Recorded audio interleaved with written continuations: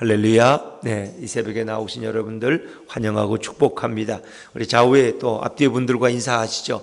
오늘도 예수님으로 행복한 하루가 됩시다. 오늘도 예수님으로 행복한 하루가 됩시다. 네, 감사합니다.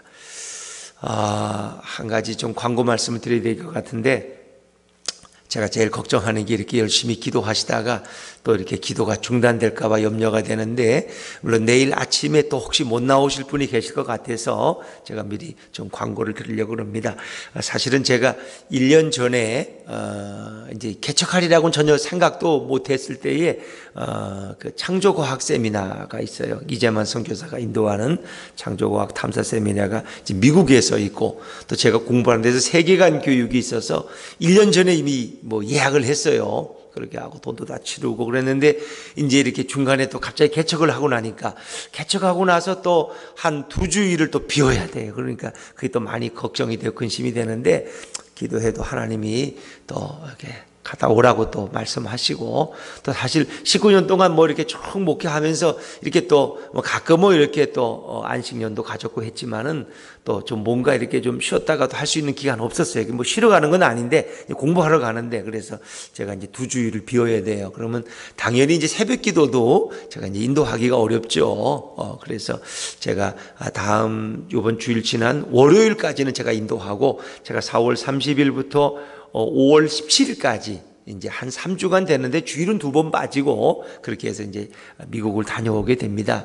그래서 그러나 여러분들 새벽에는 계속 기도하시면 좋겠고요. 월요일 새벽까지 제가 인도하고 가는데, 이제 그 다음 화요일부터는 요 가까운데 같이 공부하시는 김동진 목사님이라고 계셔요. 아주 훌륭한 분이신데 가끔 우리 교회 새벽기도 나오시는데, 이제 그분이 이제 개척을 위해 준비하고 있고, 또 이제 공부하고 있으시니까 지금은 그래서 부인은 여기 동탄에 초등학교 교사예요. 그리고 2 아들도 다 목사예요. 그분은 본인도 이제 원래 한전에 오래 다니시다가 중간에 이제 소명을 받아가지고 목회 시작한 지 한 10년 되셨어요. 이제 그런 분인데, 그래서 마침 또 집이 가까이 계셔서 이제 부탁했더니 그분이 새벽은 계속 이제 빠지지 않고 인도해 주시기로 했고, 또 수요일은 저희 교회 전도사님이 계시고, 주일 예배를 어떻게 할까 고민하다가, 교회는 적어도 1, 2, 3부 예배거든요. 그래서 누가 와 3번 인도하기가, 또 어떤 때 일부는 또 아무도 안 와. 그런데 이거 오시라고 그럴 수 없잖아요, 외부 목사님. 그래서 제가 고민하고 기도하다가 이제 앞으로 2주 설교할 걸 미리 다 녹화를 이제 했어요. 그래서 이제 미리 여러분들이 제가 뭐 없더라도 이제 연속해서 제 설교를 2주 동안 들으실 수 있도록 제가 다 녹화를 해서 우리 전사님 사회 보고 그냥 이렇게 설교만 이렇게 영상으로 틀어드리면, 뭐 제가 없지만 제가 있어도 뭐 그 설교 할 거니까 어차피 설교 시간. 그래서 그렇게 이제 주일날은 그렇게 제가 조치를 이제 하고 준비하고 있습니다. 그래서 이제 제가 내일이나 월요일까지는 인도하지만 다음 주일 화요일부터는 또 다른 목사님이 또 저하고 똑같이, 그분은 저보다 더 훌륭하세요. 그러니까 뭐 전혀 새벽에도 나오셔서 기도하시는데 방해받지 않을 거예요. 또 은혜가 또 크리라고 봅니다. 여러분 그렇게 이해하시고 함께 또 협력해 주시면 좋겠습니다. 할렐루야. 네, 그래서 여러분들 그저 이 기도하는 아름다운 이 모임이 흩어지지 않고 더 뜨겁게 기도해서 정말 이 부영 아파트를, 또 이 동탄 지역에 하나님의 복음의 역사가 임하도록 우리가 함께 기도하는 아름다운 기도 모임이 되었으면 좋겠습니다.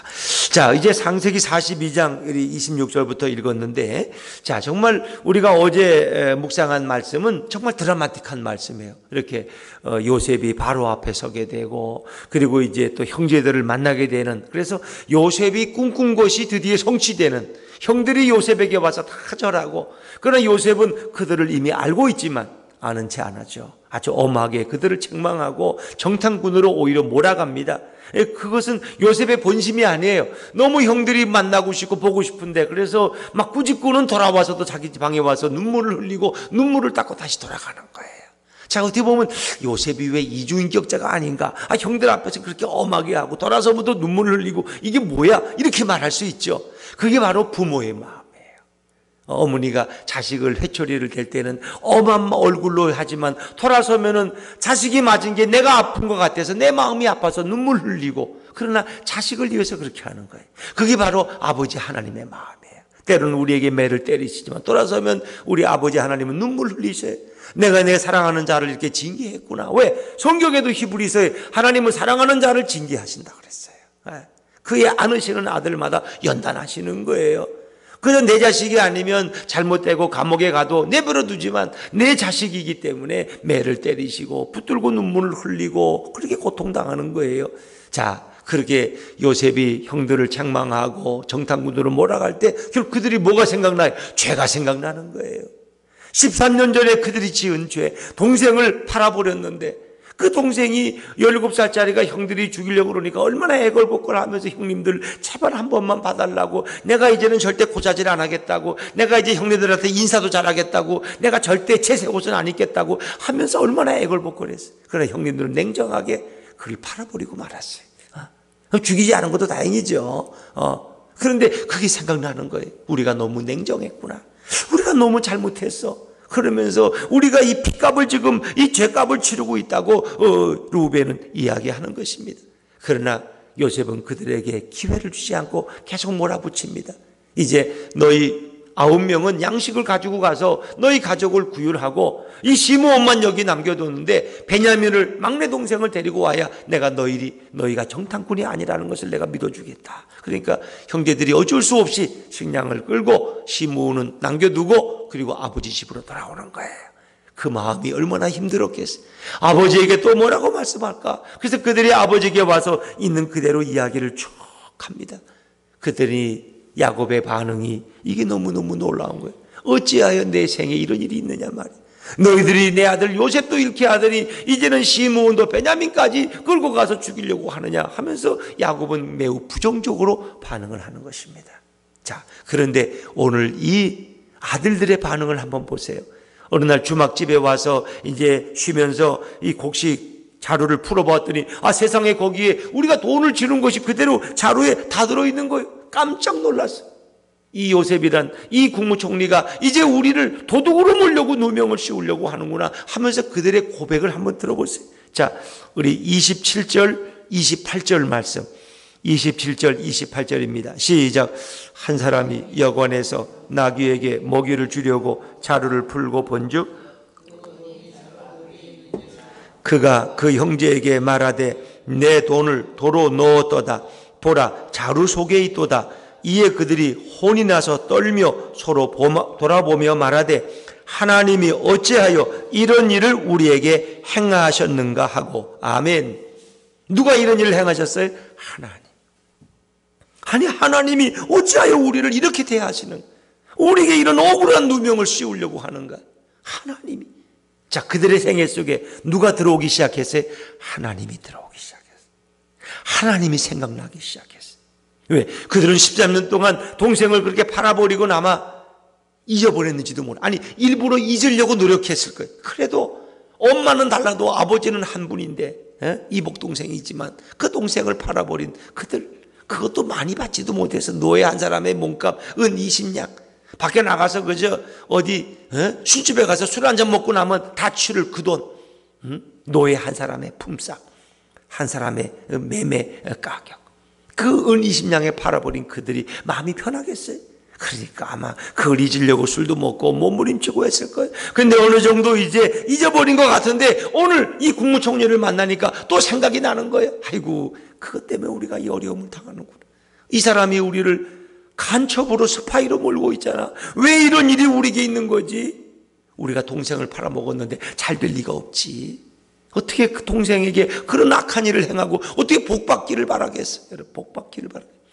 그들의 마음속에 후회가 일어나고 회개가 일어나는 거예요. 하나님이 이 피값을 치르게 하는구나. 이 죄값을 치르게 하는구나. 여러분, 죄가 생각나는 것이 축복인 줄로 믿으시기 바랍니다. 이 죄를 잊어버리고 사는 게 좋은 것 같지만 사람들은 너무 죄가 생각나니까 술을 마시지 않으면 잠을 못 자고 마약을 하지 못하면 생활을 못하는 거예요. 박유천 같은 가수가 얼마나 스트레스가 많으면 그래 마약하다가 그렇게 이제는 거기서 떠나고 은퇴. 그런 사람들 한두 명 아니잖아요, 여러분. 여러분, 그러나 그 죄가 생각나는 것이 좋은 거예요. 오히려 박유천이는 그 마약에 들켰기 때문에 그가 이제 혹시 예수님을 믿을 기회가 올지 모르겠어요.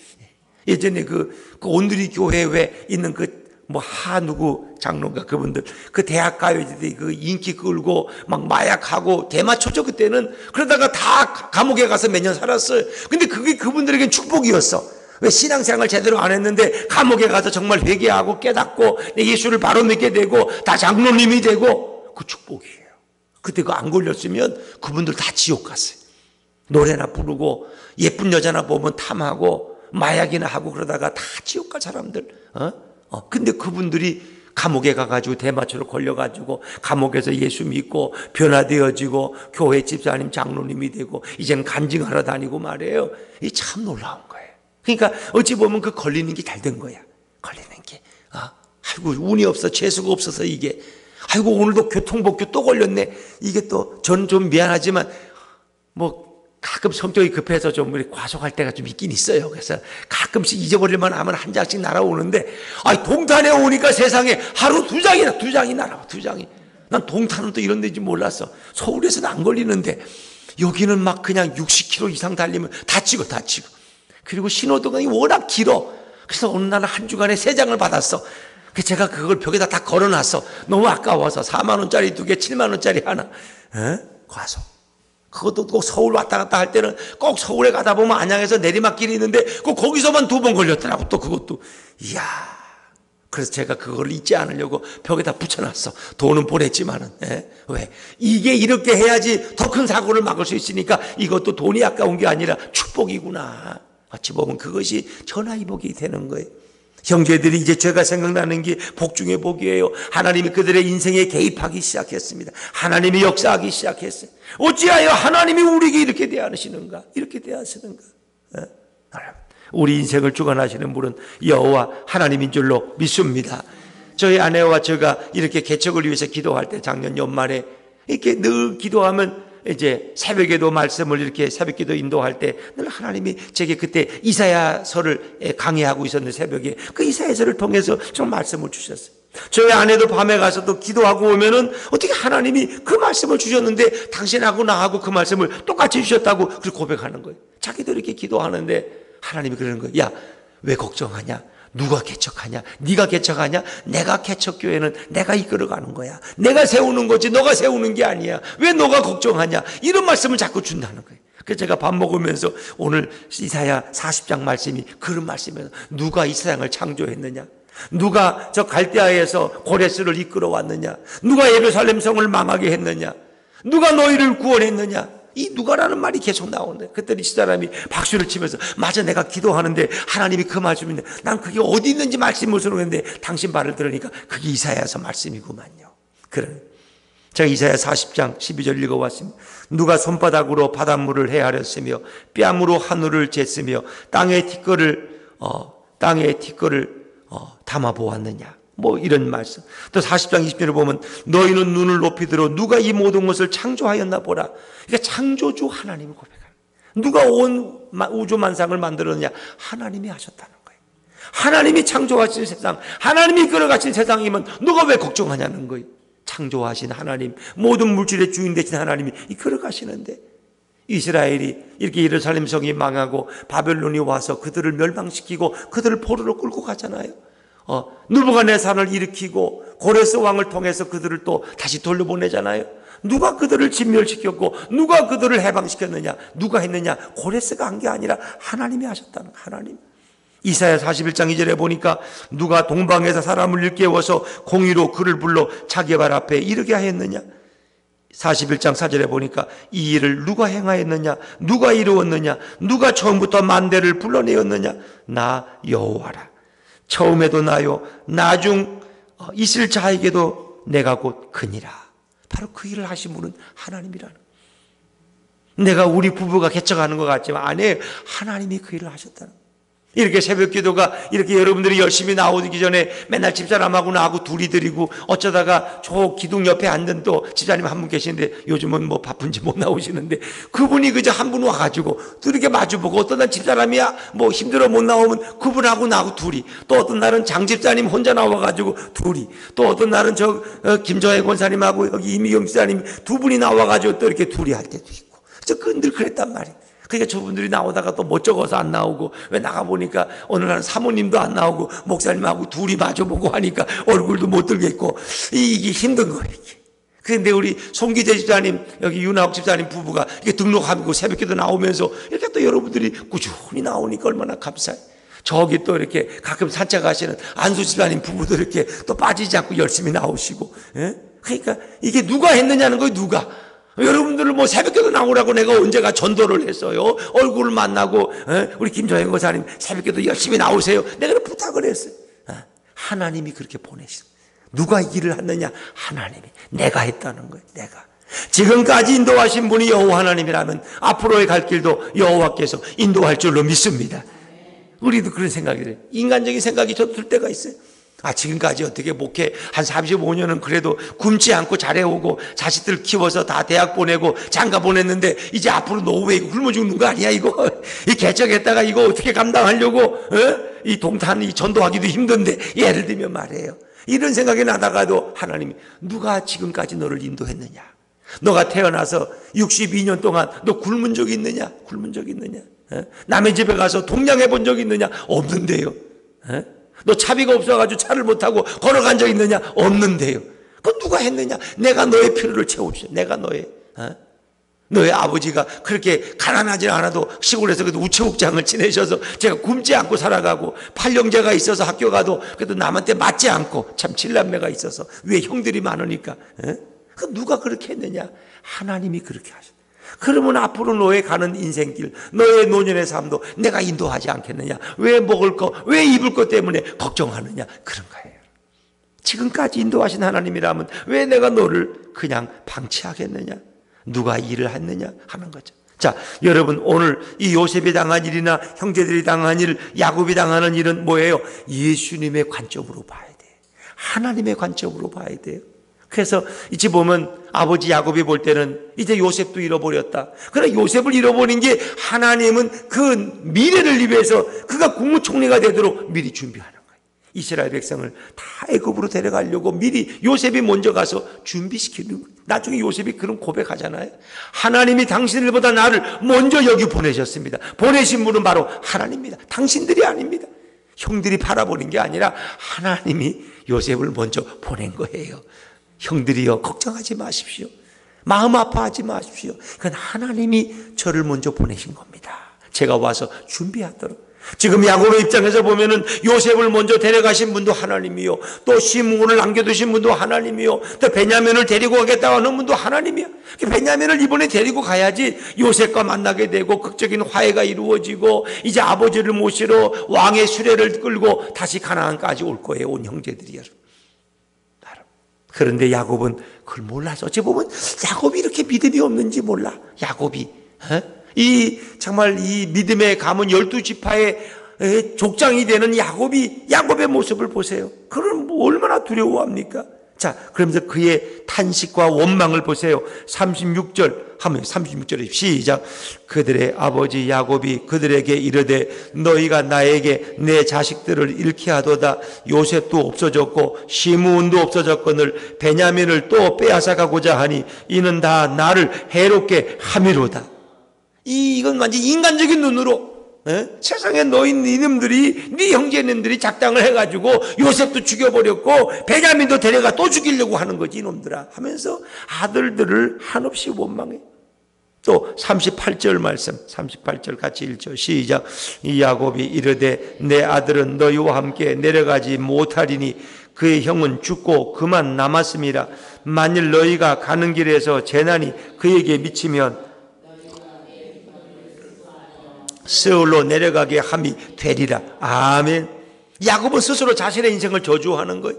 원망하고 탄식하며 최악의 경우를 상상하는 거예요. 이제 너희들이 요셉도 데려가 죽이고 베냐민까지 이제 데려가 죽으면 나는 무슨 낙을 가지고 살다가 나는 이제 음부로 내려가는 그런 인생, 내 흰머리로 슬퍼하면서 이 최악의 경우 이 사람에게 누구나 부정적인 게 있어요. 그래서 꼭 나쁜 일을 상상해. 나쁜 일을. 이게 인간의 모습이에요. 인간의 모습. 왜 꼭 좋은 경우도 있는데 왜 그 나쁜 경우만 생각할까? 그게 바로 마귀가 주는 부정적인 마음이에요. 오늘 야곱도 마찬가지. 야곱은 하나님의 역사가 그의 삶 속에 그의 자식들 가운데 개입하고 있다는 것을 빨리 깨달아야 돼. 그러니까 우리가 모든 걸 볼 때는 예수님의 관점에서 봐야 돼. 하나님의 입장에서 봐야 돼. 하나님이 내 인생에 들어오셨구나. 예수님이 내 삶을 이끌어 가시는구나. 그걸 보면은 오히려 이 모든 고난이 축복이 될 수 있는 것을 깨달을 수 있는데 야곱은 그러지 못해요. 그 자체로 자식들 다 잊어버리고 이제 마지막 파탄날 자신의 불행한 노후만 생각하는 거예요. 이게 참 불신앙이죠. 여러분, 오늘 야곱의 가문에 하나님이 개입하셨고 하나님이 일하고 계신 줄로 믿습니다. 이 모든 하나님이 하시는 일이에요. 그래서 우리가 영안이 열려야 돼. 우리가 영의 눈이 열려서 하나님의 역사를 볼 수 있어야 돼요. 그러면 고난도 축복이에요. 내게 온 슬픔도 오히려 전화위복의 기회가 될 수 있어요. 모든 것이 왜 로마서 8장 28절에 보니까 하나님을 사랑하는 자 곧 그 뜻대로 부르심을 입은 자들에게 모든 것이 합력하여 선을 이루게 될 줄로 믿습니다. 이게 하나님의 역사예요. 그래서 우리는 고난 속에서 시련 속에서 하나님의 역사를 깨닫고 회개할 것이 있으면 회개하고 용서할 사람이 있으면 용서하고 용서받을 사람이 있으면 용서받아야 되고 그러면서 우리는 주님 앞에 살아가는 거예요. 그러나 중요한 것은 오늘 주님이 살아계시고 내 인생을 이끌어가고 계신다. 오늘도 그 예수님께서 여러분의 손을 잡아주실 줄로 믿습니다. 여러분이 가는 곳에 주님이 함께 가실 줄로 믿습니다. 오늘도 주님과 함께 걸어가는 축복된 금요일 되시기를 주의 이름으로 축원합니다. 기도하겠습니다.